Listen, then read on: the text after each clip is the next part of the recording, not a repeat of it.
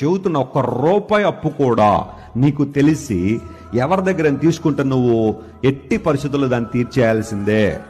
నువ్వు చచ్చిపోయే లోపల అంటే ఇంకా చాలా టైం ఉంది కదా అనుకోదు.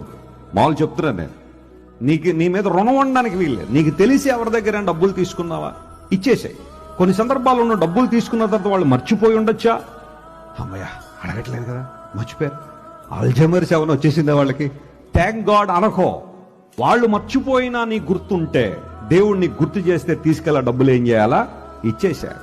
ఒకవేళ నువ్వు తల్లిదండ్రుల డబ్బులు తీసుకున్నావు, వాళ్ళు ఏదో కారణాన్ని బట్టి చనిపోయారు, ఆ పిల్లలకి ఆ డబ్బులు ఎగ్గొట్టయిద్దో, ఆ తల్లిదండ్రుల దగ్గర తీసుకున్న డబ్బులు ఆ పిల్లలకు బట్టుకెళ్ళి ఇచ్చేయ. బాబో మీ నాన్నగారికి నేను డబ్బులు అప్పున్నాను, ఆయన ఎలాగూ లేరు తీసుకోవడానికి, మీరు తీసుకోండి అని ఇచ్చేసే. కానీ ఆయన చచ్చిపోయాడు కదా, ఇంకేముందిలే తారుమారు అయిపోయింది కదా, ఇంకెవరు అడిగేవాళ్ళు లేడు కదా అనొద్దు. దేవుడు ఏదో ఒక రూపంలో నీ దగ్గర ఎప్పుడొకప్పుడు వసూలు చేస్తాడు దాన్ని. ఆయన వసూలు చేస్తే చాలా ఎక్కువ వడ్డీ కట్టాల్సి వస్తుందిలో. అందును బట్టి ఆ డబ్బులు ఏవైతే నువ్వు ఎవరికి ఇవ్వాలి అని నువ్వు అనుకున్నావో, లేదా తెలిసిందో, ఏదో సందర్భంలో జ్ఞాపకం వచ్చిందో పట్టుకెళ్ళి ఇచ్చేసాయి.